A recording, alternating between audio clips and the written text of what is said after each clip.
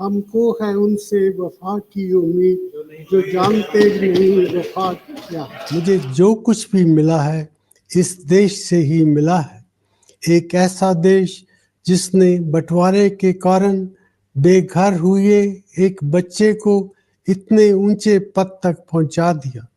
ये एक ऐसा कर्ज है जिसे मैं कभी अदा नहीं कर सकता। माना कि तेरी दीद के काबिल नहीं हूँ मैं,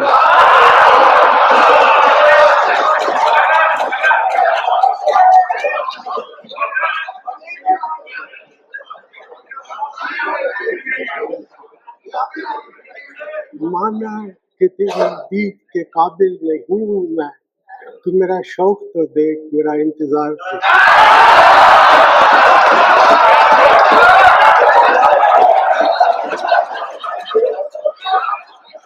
माना कि तेरे दीद के काबिल नहीं हूं मैं, पूरे सदन को हंसा देने वाला रुला गया। डॉक्टर मनमोहन सिंह इतिहास हो गए और इतिहास ने उनके कहे को सच कर दिया। History will be kinder to me. Well, I honestly believe that history will be kinder to me than the contemporary media or or for that matter the opposition parties in parliament. जी हाँ, सच ही तो है। जरा नजर दौड़ाइए social media पर, क्या पक्ष क्या विपक्ष, किसके आंसू नहीं निकले, किसने इस महान अर्थशास्त्री को श्रद्धा के साथ याद नहीं किया। Well, I honestly believe that history will be kinder to me than the contemporary media or or for that matter the opposition parties in parliament. Well, बताओ I प्रधानमंत्री, honestly जिस believe शख्स ने that दुनिया भर के history will प्रहार be को हंसते kinder हंसते to सहा, me than उसे मालूम था the कि इतिहास contemporary उनके media साथ एक or दिन the इंसाफ करेगा। or for that matter the opposition parties in parliament. Doctor Manmohan Singh चले गए हमेशा के लिए। सांसें थम गई। पुरानी पीढ़ी की आंखें जैसे फ्लैशबैक में चली गई। याद करने लगे वो पहला बचत जिसने पूरी दुनिया में सबसे बड़ा मध्य वर्ग भारत में पैदा कर दिया। करोड़ों के चेहरों पर मुस्कुराहटें ला दी। 1992 का वो बजट भाषण जिसने दुनिया की तकदीर बदल दी। have to be made extraordinarily resilient and alert if we are to take full advantage of the opportunities and to minimize the risks associated with the increasing globalization of economic processes. We have to accept the need for restructuring and reform if we are to avoid an increasing marginalization of India in the evolving world economy. The economics to providing a firm and purposeful sense of direction to the reform process so that this ancient land of India regains its glory and rightful place in the comity of nations. This budget represents a contribution to the successful implementation of this great national enterprise of building an India free from the fear of war, want and exploitation, an India worthy of the dreams of the founding fathers of our republic. We shall pay any price, bear any burden, make any sacrifice to realize those dreams. India is on the move again. We shall make the future happen. Sir, I have come to the end of my labor. Tonight, I feel like going to the theatre. Let the assassins be informed. I am prepared to meet their onslaughts.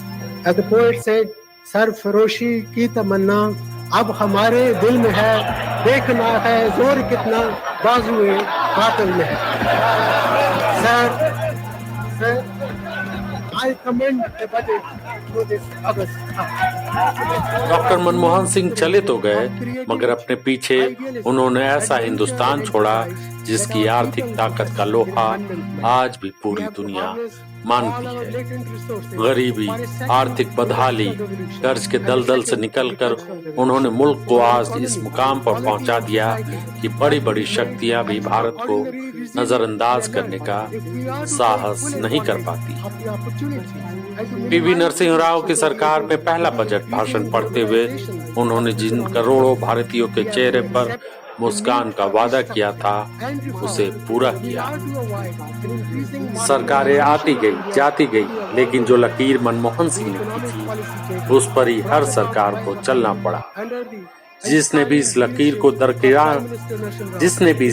को दरकिनार करने की कोशिश की तो देश की आर्थिक हालत कमजोर होती गई। आरबीआई के गवर्नर के बाद अचानक से वित्त मंत्री बनाने का फैसला जब नरसिंह राव की आरबीआई गवर्नर के बाद अचानक से वित्त मंत्री बनाने का साहस कर नरसिंह राव ने जो दांव खेला था उसने भारत का भाग्य चमका दिया। जब पीएम बने तो विपक्ष का सारा हमला खुद के सीने पर झेला। कौन नहीं था सदन में? सुषमा स्वराज, एल.के. आडवाणी, चंद्रशेखर, अटल बिहारी वाजपेयी। उन्होंने सबकी सुनी और सबको सुनाया। आने वाली पीढ़ी यकीन नहीं करेगी भारत की राजनीति में कोई डॉक्टर मनमोहन सिंह जैसा पीएम भी हुआ होगा, जो सब सुनता सहता हुआ शांत और सरल बन सत्ता की लालच के बिना देश को मजबूत करता गया। क्या क्या नहीं कहा गया उनके बारे में, कभी मनमोहन सिंह तो कभी बाथरूम में रेनकोट पहनकर नहाने वाला, लेकिन डॉक्टर मनमोहन सिंह ने कभी धीरज नहीं खोया। विरोधियों को हमेशा शेर व शायरी के तीर के जरिए ही पस्त करते रहे।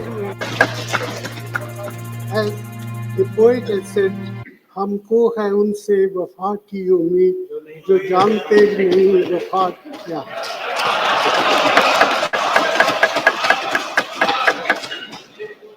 Also, madam, जिसे मनमोहन कहा गया, उन्होंने 1.25 घंटे तक 43 पत्रकारों के सवालों का जवाब देकर एक रिकॉर्ड बना दिया जिसे आज तक कोई नहीं तोड़ पाया है। संसद में हर मसले पर विपक्ष को शांत करने की कोशिश की, मुद्दा कितना भी गंभीर क्यों न रहा हो, असम में दंगे हो या मुंबई पर हमला हो, पीएम ने संसद में जवाब दिया। जब प्रधानमंत्री नहीं रहे तो भी सत्ता को सिखाते रहे कि गलत रास्ता क्या है, सही रास्ता क्या है। वे आज हमारे बीच नहीं है, लेकिन इतिहास में उन्हें अमर बना दिया जैसा वो खुद करते हैं।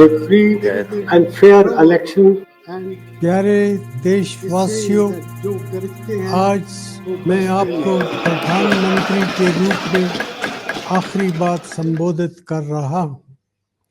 10 साल पहले इस जिम्मेदारी को संभालते वक्त मैंने अपनी पूरी मेहनत से काम करने और सच्चाई के रास्ते पर चलने का निश्चय किया था। मेरी ईश्वर से प्रार्थना थी कि मैं हमेशा सही काम करूं। आज जब प्रधानमंत्री का पद छोड़ने का वक्त आ गया है, मुझे एहसास है कि ईश्वर के अंतिम निर्णय से पहले सभी चुने गए प्रतिनिधियों और सरकारों के काम पर जनता की अदालत भी फैसला करती है। मेरे प्यारे देशवासियों, आपने जो फैसला दिया है, हम सभी को उसका सम्मान करना चाहिए। इन लोकसभा चुनाव से हमारी लोकतांत्रिक व्यवस्था की जड़ें मजबूत हुई हैं। जैसा मैंने कई बार कहा है, मेरा सार्वजनिक जीवन एक खुली किताब है। मैंने हमेशा अपनी पूरी क्षमता से अपने महान राष्ट्र की सेवा करने की कोशिश की है। पिछले 10 सालों के दौरान हमने बहुत सी सफलताएं और उपलब्धियां हासिल की हैं, जिन पर हमें गर्व है।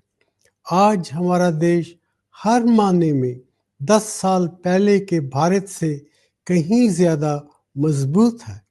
देश की सफलताओं का श्रेय मैं आप सबको देता हूँ, लेकिन अभी भी हमारे देश में विकास की बहुत सी संभावनाएं हैं जिनका फायदा उठाने के लिए हमें एकजुट होकर कड़ी मेहनत करने की जरूरत है। प्रधानमंत्री का पद छोड़ने के बाद भी आपके प्यार और मोहब्बत की याद हमेशा मेरे जहन में ताज़ा रहेगी। मुझे जो कुछ भी मिला है इस देश से ही मिला है, एक ऐसा देश जिसने बंटवारे के कारण बेघर हुए एक बच्चे को इतने ऊंचे पद तक पहुंचा दिया। ये एक ऐसा कर्ज है जिसे मैं कभी अदा नहीं कर सकता। ये एक ऐसा सम्मान भी है जिस पर मुझे हमेशा गर्व रहेगा। मित्रों, मुझे भारत के भविष्य के बारे में पूरा इत्मीनान है। मुझे पक्का विश्वास है कि वो समय आ गया है जब भारत दुनिया की बदलती हुई अर्थव्यवस्थाओं में एक महत्वपूर्ण शक्ति के रूप में उभरेगा। परंपरा को आधुनिकता के साथ और विविधता को एकता के साथ मिलाते हुए हमारा देश दुनिया को आगे का रास्ता दिखा सकता है। अपने महान देश की सेवा करने का मौका मिलना मेरा सौभाग्य रहा है। मैं इससे ज़्यादा कुछ और नहीं मांग सकता था। मेरी शुभकामना है कि आने वाली सरकार अपने कामकाज में हर तरह से सफल रहे। मैं अपने देश के लिए और भी बड़ी सफलताओं की कामना करता हूँ। धन्यवाद। जय हिंद।